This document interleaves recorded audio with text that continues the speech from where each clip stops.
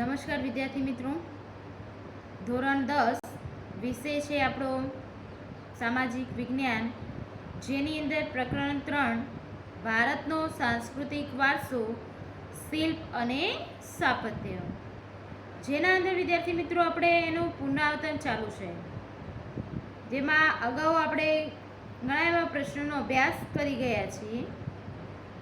આજે આપણે આગળ અભ્યાસ કરીશું. મોહેંજો-દડાના લોકો સ્વચ્છતા અને આરોગ્યના ઊંચા ખ્યાલો ધરાવતા હશે. આમ શાથી કહી શકાય? તો કે પ્રાચીન સમયમાં મોહેંજો-દડાની ગટર યોજના એવી ગટર યોજના ભૂમધ્ય સમુદ્રમાં આવેલા કીટ ટાપુ સિવાય બીજે ક્યાંય નહોતી. નગરમાંથી ગંદા પાણીના નિકાલ માટે ગટર બનાવવામાં આવી હતી. શું કહે છે વિદ્યાર્થી મિત્રો? કે પ્રાચીન સમયમાં મોહેંજો-દડાની ગટર યોજના એવી ગટર યોજના હતી જે ભૂમધ્ય સમુદ્રમાં આવેલા જે કીટ ટાપુ છે એ સિવાયની બીજે ક્યાંય જોવા મળતી નહોતી. અને નગરમાંથી ગંદા પાણીના નિકાલ માટે ગટર બનાવવામાં આવી હતી. મોહેંજો-દડાના દરેક મકાનમાં ખાળ કૂવો હતો. તે નાની ગટર દ્વારા શહેરની મોટી ગટર સાથે જોડાયેલા હતો. ખાળ કૂવામાં અમુક હદ સુધી પાણી ભરાય એટલે તેનું પાણી આપોઆપ નાની ગટરમાંથી મોટી ગટરમાં ચાલ્યું જતું હતું. ગટરો ઉપર અમુક અંતરે પથ્થરના ઢાંકણ હતા. આ ઢાંકણા ખોલીને ગટરો અવારનવાર સાફ કરવામાં આવતી હતી. એટલે કે મોહેંજો-દડાના દરેક મકાનની અંદર ખાળ કૂવો હતો. તેને નાની ગટર દ્વારા શહેરની મોટી ગટર સાથે જોડેલી હતી. જ્યારે પણ કે ખાળ કૂવામાં અમુક હદ સુધી પાણી ભરાઈ રહે એટલે પાણી જે છે આપોઆપ નાની ગટરમાંથી મોટી ગટરમાં ચાલી જતું. અને ગટરો ઉપર પણ કે અમુક અંતરે ઢાંકણ હતા. જે ઢાંકણ ખોલીને ગટરો અવારનવાર એની સફાઈ કરવામાં આવતી હતી. આવી સુંદર ગટર યોજના પરથી સ્પષ્ટ થાય છે કે સમયે સુધરાઈ જેવા કોઈ કાર્યક્ષમ વ્યવસ્થા હશે. એટલે કે એમની જે આવી સુંદર ગટર યોજનાના કારણે જ કહી શકાય કે એમને કંઈક એવી સારી સુધરાઈ પ્રમાણે કાર્યક્ષમ વ્યવસ્થા હશે. આના પરથી એમ કહી શકાય કે જે મોહેંજો-દડાના લોકો છે એ ખૂબ જ સ્વસ્થ અને આરોગ્યના ઊંચો ખ્યાલ ધરાવતા હશે. ત્યારબાદ જોઈશું મોહેંજો-દડાના મકાનોમાં કઈ કઈ વિશિષ્ટતાઓ હતી, અથવા મોહેંજો-દડાના મકાનોમાં વિગતવાર વર્ણવો. તો નદીના પૂર કે ભેજથી બચવા માટે લોકો પોતાના મકાનો ઊંચી જે પીઠિકા છે એ પીઠિકા ઉપર બાંધતા. શ્રીમંતોના મકાનો 2 માળના અને 5-7 ઓરડાવાળા હતા. જ્યારે સામાન્ય વર્ગના લોકોના મકાનો 1 માળના અને 2-3 ઓરડાવાળા હતા. ઊંચાણવાળા ભાગની ચારે બાજુ કિલ્લો તેમજ આખા નગરની ચારે બાજુ દિવાલ બાંધવામાં આવી હતી. શું કહે છે વિદ્યાર્થી મિત્રો? કે જે આ મોહેંજો-દડાઓનો જે મકાનો છે એ નદી અથવા પૂરથી અથવા કોઈ ભેજથી બચવા માટે એ લોકો શું કરતા હતા? ઊંચી પીઠિકા ઉપર બાંધતા હતા. જે શ્રીમંતો છે એ શ્રીમંતોના મકાનો એમને 2 માળના હતા અને 5-7 ઓરડાવાળા હતા. જ્યારે સામાન્ય જે ગરીબ વ્યક્તિ છે એમનું મકાન કે 1 જ માળનું હતું અને 2-3 ઓરડાવાળું હતું. ઊંચાણવાળા જે ભાગની ચારે બાજુ કિલ્લો તેમજ આખા નગરની ચારે બાજુ દિવાલ બાંધવામાં આવતી હતી. મકાનોના દરવાજા જાહેર રસ્તા પર પડવાને બદલે અંદરની બાજુ શેરી કે ગલીઓમાં પડતા. મકાનોમાં હવા ઉજાસ માટે બારી બારણાની વ્યવસ્થા હતી. દરેક મકાનમાં કોઠાર, રસોડું અને સ્નાનગૃહ હોવાના અવશેષો મળ્યા હતા. શું કહે છે વિદ્યાર્થી મિત્રો?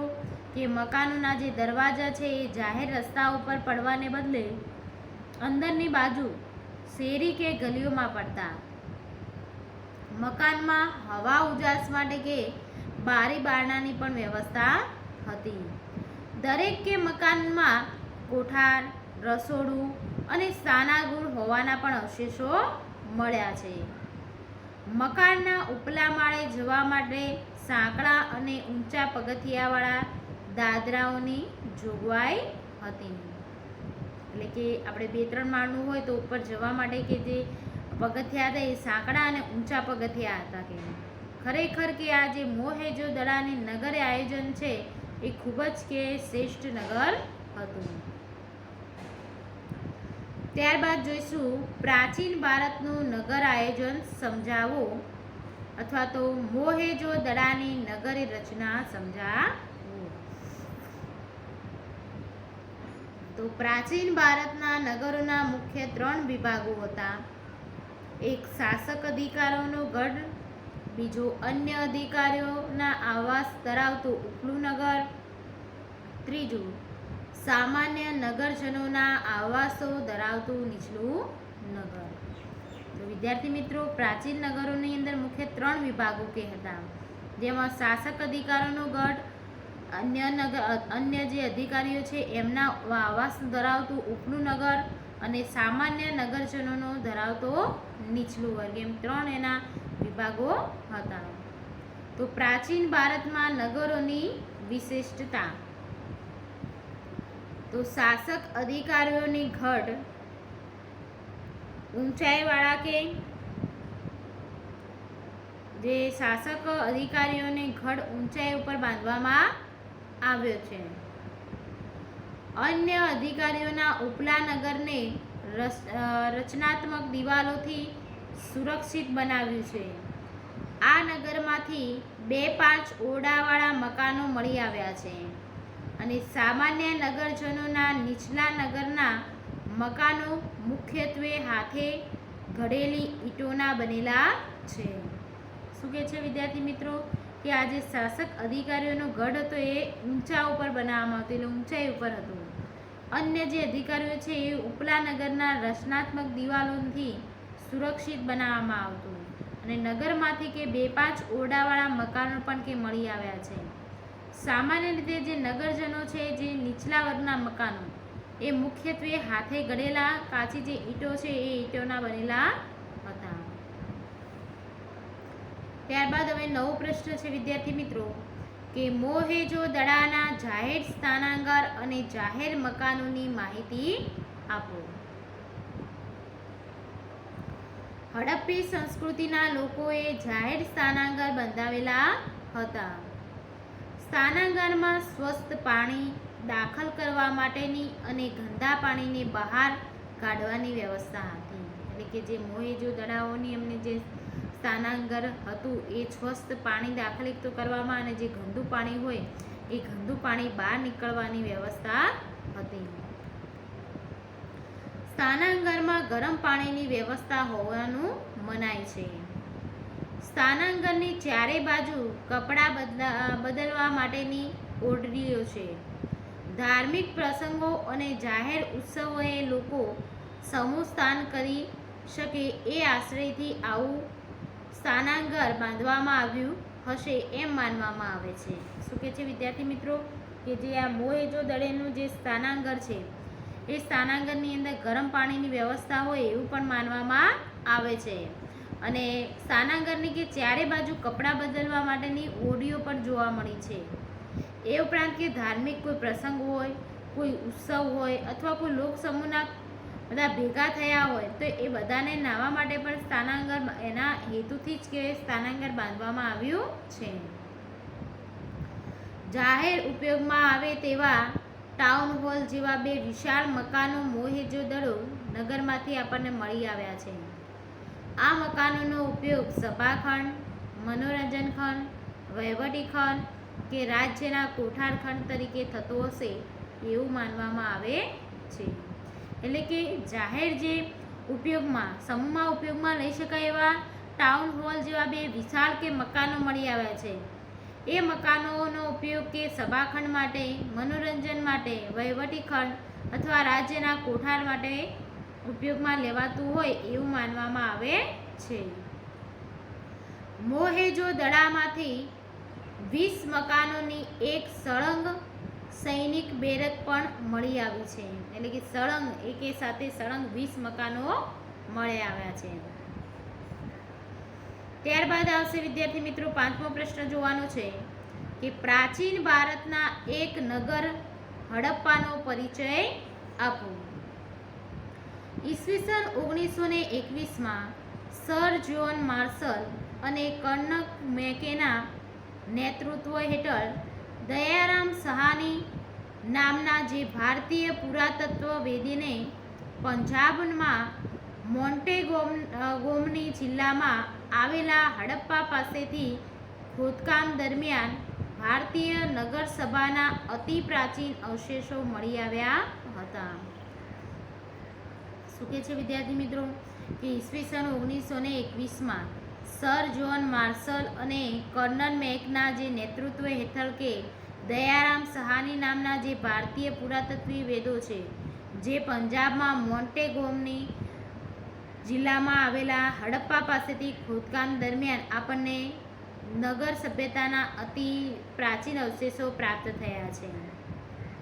સિંધુ ખીણની સંસ્કૃતિના અવશેષો સૌપ્રથમ હડપ્પા સ્થળેથી મળી આવ્યા હતા. તેથી તેને હડપ્પીય સંસ્કૃતિ પણ કહે છે. હડપ્પા પાસેથી પાષાણ અને તાંબાના ઓજારો અને અન્ય ચીજવસ્તુઓ મળી આવ્યા છે.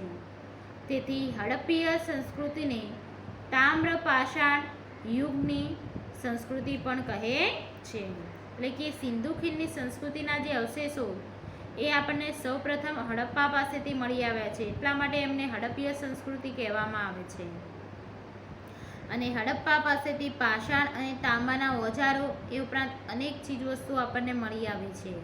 તેથી હડપ્પીય સંસ્કૃતિને તામ્ર પાષાણ યુગની સંસ્કૃતિ કહે છે. હડપ્પીય સમયની નગર રચના વ્યવસ્થિત અને આયોજનપૂર્વકની હતી. અહીંથી મળેલા મોટા કોઠારો અને કિલ્લાઓ ખૂબ જ નોંધપાત્ર છે. હડપ્પીય સંસ્કૃતિના લોકો અલંકાર પહેરવાના શોખીન હશે તેવા પુરાવા પણ મળ્યા છે. એટલે કે એ લોકોના આભૂષણ પ્રાપ્ત થયા છે. એટલે એના ઉપરથી એમ સાબિત થાય કે એ લોકો આભૂષણ પહેરવાના બહુ શોખીન હશે. અને ત્યાંથી કે મોટા કોઠારો અને કિલ્લાઓ પણ મળ્યા છે. ત્યારબાદ છે ધોળાવીરા વિશે માહિતી આપો. તો ભારતના એક નગર તરીકે આપણે જોઈએ ધોળાવીરાનો પરિચય વિદ્યાર્થી મેળવવાનો છે. તો ધોળાવીરા ભુજથી લગભગ 140 કિલોમીટર દૂર ભચાઉ તાલુકાના મોટા રણના ખદીર બેટમાં આવેલું છે. આ વિદ્યાર્થી મિત્રો જે છે આપણું શું છે? ધોળાવીરા. જે આપણે જોયું કે ભુજથી કે લગભગ 140 કિલોમીટર કે દૂર આપણે ભચાઉ તાલુકાના જે મોટા રણ છે જે ખદીર બેટ કહેવામાં આવે છે ત્યાં આવેલું છે. હડપ્પા નગરનું સમકાલીન મોટું અને વ્યવસ્થિત નગર છે. ગુજરાત રાજ્યના પુરાતત્વ ખાતાએ અહીંના ટીંબાનું સર્વેક્ષણ કર્યું. તે પછી આર્કિયોલોજિકલ સર્વે ઓફ ઇન્ડિયાના અધિકારીઓએ અહીં સંશોધન કર્યું હતું. ત્યાર પછી ઈસવીસન 1990માં પુરાતત્વવિદ રવિન્દ્રસિંહ વિસ્તરના માર્ગદર્શન હેઠળ અહીં વિશેષ ખોદકામ કરવામાં આવ્યું હતું. શું કહે છે વિદ્યાર્થી મિત્રો કે હડપ્પાનું જે નગર છે એમનું સમકાલીન અને મોટી વ્યવસ્થાનું આ ધોળાવીરા છે. જે ગુજરાત રાજ્યના પુરાતત્વ ખાતે અહીં કે આપણે ટીબાનું જે સર્વેક્ષણ કર્યું છે એ પછી આપણને આર્કોલોજિકલ સર્વે ઓફ ઇન્ડિયાના અધિકારીઓએ અહીં સંશોધન કર્યું છે. ત્યાર પછી કે 1990માં પુરાતત્વવેદો રવિન્દ્રસિંહ વિસ્તરના માર્ગદર્શન હેઠળ એમને અહીંયા ખોદકામ કરવામાં આવ્યું હતું. તો ધોળાવીરાનો મહેલ, કિલ્લા અને તેની દિવાલોને સફેદ રંગ કરવામાં આવ્યો હશે તેવા અવશેષો મળ્યા છે. એટલે કે આ જે ધોળાવીરા આખું નગર હતું એના જે મહેલો છે, કિલ્લાઓ છે, દિવાલો છે એનો કે સફેદ રંગ હશે એવું કે અનુમાન લગાવવામાં આવે છે, કેમ કે એવા અવશેષો પ્રાપ્ત થાય છે. નગરની કિલ્લેબંધી ખૂબ જ મજબૂત અને સુરક્ષાની દ્રષ્ટિએ રચનાત્મક દિવાલોવાળી છે. આ દિવાલો બનાવવામાં પથ્થર, ઈંટો અને માટીનો ઉપયોગ થયેલો છે. નગરમાં પીવાનું પાણી ગાળીને શુદ્ધ બનીને આવે એવી વ્યવસ્થા હતી. પાણીની શુદ્ધિકરણની આ વ્યવસ્થા અદ્ભુત હતી. એટલે કે જે ધોળાવીરા હતા એમના નગરોના જે કિલ્લાઓ ખૂબ જ મજબૂત હતા અને સુરક્ષિત હતા, જે માટી, ઈંટો અને પથ્થરથી બનેલા હતા. એ ઉપરાંત ત્યાંના નગરના લોકો જે છે એ પીવાનું પાણી ગાળીને શુદ્ધ બનીને આવે એવી વ્યવસ્થા કરેલી હતી. આ પાણીની શુદ્ધિકરણની વ્યવસ્થા ખૂબ જ કે અદ્ભુત હતી. આમ કે ધોળાવીરાની જે નગર રચના છે, જે વ્યવસ્થા અને આયોજનપૂર્વક કે હોવાનું આપણે માની શકાય છે. ત્યારબાદ વિદ્યાર્થી મિત્રો આપણે જોઈશું લોથલ ભારતનું અગત્યનું બંદર હતું સમજાવવું, અથવા પ્રાચીન ભારતના એક નગર તરીકે લોથલનો પરિચય આપવો. તો લોથલ અમદાવાદ જિલ્લાના ધોળકા તાલુકામાં ભોગાવો અને સાબરમતી નદીઓની વચ્ચેના પ્રદેશમાં આવેલો છે. જે લોથલ છે એ ખંભાતના અખાતથી 18 કિલોમીટર અને અમદાવાદથી 80 કિલોમીટર દૂર આવેલું છે. શું કહે છે વિદ્યાર્થી મિત્રો? આ લોથલ જે છે કે અમદાવાદ જિલ્લાના જે ધોળકા તાલુકામાં ભોગાવો અને સાબરમતી નદી વચ્ચે આવેલો આ પ્રદેશ છે. જે લોથલ છે એ ખંભાતનો જે અખાત છે એનાથી 18 કિલોમીટર દૂર છે અને અમદાવાદથી 80 કિલોમીટર દૂર આવેલું છે. તો વિદ્યાર્થી મિત્રો અહીંયા પણ ચિત્ર આપેલું છે. આપણે જે આ લોથલ છે એ જોઈ લો, અહીંયા લોથલ આપેલું છે. તો કે લોથલના મકાનોમાં જે ઉપરા ઉપરી 3 થર મળ્યા છે. આ પરથી અનુમાન થાય કે લોથલના મકાનો એક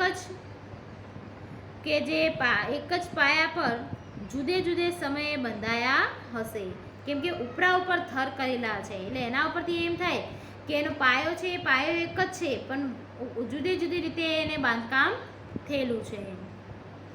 લોથલના પૂર્વે છેડે નીચાણવાળા ભાગમાંથી ભરતીના સમયે વહાણ લાંદવા માટેના એક મોટો ધક્કો ગોદી મળી આવ્યો છે. આ ધક્કામાં ગોદીમાં વહાણ જે છે વહાણ સ્થિર રાખીને માલ ચડાવવા ઉતારવામાં આવતો હોય છે. શું કહે છે વિદ્યાર્થી મિત્રો? કે જે આ લોથલ છે એ લોથલના જે પૂર્વ છેડો છે, જે નીચાણવાળા ભાગ છે, ત્યાંથી આપણને વહાણ લાદવા માટેનું જે એક ધક્કો કહેવાય, જે ગોદી, એ મળી આવ્યું છે. એ વિદ્યાર્થી મિત્રો શું હોય છે કે જે માલ સામાન ભરવો હોય તો આ વહાણ છે, વહાણને થોભવા માટે એનો ઉપયોગ કરવામાં આવે છે. ગોદામોમાં વખારોમાં પરદેશ મોકલવા માટેની અને પરદેશથી આવતી ચીજ વસ્તુઓ રાખવામાં આવતી હતી. વેપારીઓ માલ પર પોતાની મુદ્રાલેખો લગાવી નિશાની કરતા હતા. શું કહે છે વિદ્યાર્થી મિત્રો? કે ગોદામો, વખારો, પરદેશથી મોકલવામાં આવતી જે પરદેશી ચીજ વસ્તુઓ છે એ લાવી અને વેપારીઓ પોતાનો કે મુદ્રા લગાવી અને પોતાનું જે નિશાન છે એ નિશાન લગાડતા હતા. આમ લોથલમાંથી મળી આવેલા ધક્કો, ગોદી, વખારો, ગોદામો, દુકાનો, આયાત નિકાસ વગેરેના અવશેષો દર્શાવે છે કે લોથલ સિંધુ ખીણની સંસ્કૃતિનું એક સમૃદ્ધ શહેર, અગત્યનું બંદર અને વેપારી મથક છે. આના ઉપરથી જ કે નક્કી થાય કે જે લોથલ છે એ ધક્કો, ગોદી, વખારો, ગોદામો, દુકાનો, આયાત નિકાસના અવશેષો આપણને પ્રાપ્ત થયા છે. એના ઉપરથી નક્કી થાય કે ભાઈ સિંધુ ખીણની સંસ્કૃતિ એક સમૃદ્ધ બંદર છે કે. ત્યારબાદ જોઈશું સ્તંભ લેખો પરની કલા વિશે માહિતી આપો. અથવા સ્તંભલેખનો પરિચય આપો. તો મૌર્ય સમ્રાટ અશોકે ધર્મના પ્રચાર માટે ધર્માજ્ઞાઓ કોતરેલા શિલ્પના ઉત્તમ નમૂનારૂપ સ્તંભલેખો ઊભા કરાવ્યા હતા. આ સ્તંભો સળંગ એક જ પથ્થરમાંથી બનેલા બ્રાહ્મી લિપિમાં કોતરાયેલા એ સ્તંભલેખો ચૂનાના કે રેતાળ પથ્થરમાંથી બનાવવામાં આવ્યા હતા. શું કહે છે વિદ્યાર્થી મિત્રો કે મૌર્ય સમ્રાટ અશોકે ધર્મ પ્રચાર અને ધર્માગ્નિઓ કોતરેલા શિલ્પોને ઉત્તમ નમૂનાઓ આપણને સ્તંભો પર આપ્યા છે. આ જે સ્તંભો છે સળંગ એક જ પથ્થરમાંથી કોતરીને બનાવવામાં આવી છે, જે બ્રાહ્મી લિપિમાં લખાવેલું છે, અને જે સ્તંભો ચૂના અને પથ્થરમાં એટલે કે રેતાળ પથ્થર જે છે એમાંથી બનાવવામાં આવ્યા છે. પથ્થરને ઘસીને એટલો સરસ ચળકાટવાળો બનાવવામાં આવતો કે જાણે તે ચળકતી ધાતુમાંથી બનેલો હોય. સ્તંભનો મધ્યમાં ભાગ જે છે એ સપાટ રાખવામાં આવતો જેથી ત્યાં લેખ કોતરી શકાય. શું કહે છે વિદ્યાર્થી મિત્રો કે આ પથ્થરને ઘસી એને એટલો સરસ ચળકાટવાળો બનાવવામાં આવતો કે એ ચળકતી ધાતુ જેવું બની જતો. એ ઉપરાંત કે જે સ્તંભનો મધ્ય ભાગ છે ત્યાં સપાટ રાખવામાં આવતો જેથી એના ઉપર આપણે લખાણ કરી શકીએ. સમ્રાટ અશોકના સ્તંભલેખોમાં અંબાલા, મેરઠ, અલ્હાબાદ, સારનાથ, લોરિયા પાસે જે નંદનગઢ, સાંચીનો, કાશી, પટના, બુદ્ધગયા વગેરે સ્થળેના જે સ્તંભો છે એ મુખ્ય છે. અશોકના શિલાસ્તંભો પૈકી સારનાથનો શિલાસ્તંભ શિલ્પકલાનો ઉત્કૃષ્ટ નમૂનો છે. એટલે કે જે સમ્રાટ અશોકના સ્તંભલેખોની અંદર આપણને અંબાલા, મેરઠ, અલ્હાબાદ, સારનાથ, લોરિયા, સાંચી, કાશી, પટના, બુદ્ધગયા વગેરે સ્થળોથી આપણને સ્તંભો મળે છે. અને અશોકના જે શિલાસ્તંભો છે એમાંનો આપણને સારનાથનો શિલાસ્તંભ શિલ્પકૃતિમાં ઉત્કૃષ્ટ નમૂનો પ્રાપ્ત થાય છે. આ સ્તંભની ટોચ ઉપર ચારે દિશામાં મુખ રાખીને એકબીજાને પીઠ ટેકીને ઊભેલા 4 સિંહોની આકૃતિ છે. સારનાથે ભગવાન બુદ્ધના ઉપદેશનું સૌ પ્રથમ સ્થળ છે, તેથી એ સિંહોને નીચે ચારે બાજુ 4 જે ધર્મચક્રો અંકિત કરેલા છે. આ ઉપરાંત તેમાં હાથી, ઘોડો કે બળદની આકૃતિઓ પણ છે. શું કહે છે વિદ્યાર્થી મિત્રો કે જે સ્તંભ છે સ્તંભની ટોચ ઉપર ચારે દિશામાં મુખ રાખીને એકબીજાને પીઠ ટેકવીને ઊભેલા 4 સિંહોની આકૃતિ જોવા મળે છે. સારનાથે કે ભગવાન બુદ્ધના ઉપદેશનું સૌ પ્રથમ સ્થળ જે છે એ સિંહોને નીચે 4 બાજુ જે 4 ધર્મચક્રો અંકિત કરાવ્યા છે. એ ઉપરાંત આપણને હાથી, ઘોડો અને બળદની આકૃતિ જોવા મળે છે. 24 આરાવાળા આ ધર્મચક્ર આપણા રાષ્ટ્રધ્વજના વચ્ચેના સફેદ રંગના પટ્ટામાં સ્થાન આપવામાં આવ્યું છે. એટલે કે 24 આરાવાળું જે ધર્મચક્ર વિદ્યાર્થી મિત્રો છે એને આપણું રાષ્ટ્રધ્વજ છે એની અંદર જે સફેદ રંગ છે વચ્ચોવચ્ચનો પટ્ટો એના ઉપર એને અંકિત કરવામાં આવ્યું છે. તેમજ 4 સિંહોની આકૃતિ એને ભારતના રાષ્ટ્રીય પ્રતીક તરીકે સ્વીકારવામાં આવ્યું છે. એટલે કે ભારત અંદર 4 સિંહોની આકૃતિ પણ ધર્મચક્રની અંદર છે. વિદ્યાર્થી મિત્રો અહીંયા આપણે છે આ સારનાથનો શિલ્પ દેખાય છે ને તમને. અહીંયા 4 સિંહો જો એકબીજાને અડીને ઊભેલા છે ને એક પાછળ છે. ખ્યાલ આવી ગયો વિદ્યાર્થી મિત્રો? તો વિદ્યાર્થી મિત્રો આજે આપણે જે પ્રશ્નનો અભ્યાસ કર્યો છે એનો ફરી તમે ઘરે એકવાર પુનરાવર્તન કરી દેજો જેથી તમને વધારે ખ્યાલ આવે. એકવાર વાંચી લો તો વધારે તમને સમજણ પડશે ને પ્રશ્નો તમે તૈયાર કરી દેજો. તો વિદ્યાર્થી મિત્રો આજે આપણે અભ્યાસ આટલા સુધી રાખીશું. હવે પછીનું લેક્ચર જ્યારે વિદ્યાર્થી મિત્રો આવશે એની અંદર આગળના જ્યારે આપણે પ્રશ્નો બાકી છે એનો અભ્યાસ કરીશું. જય હિન્દ.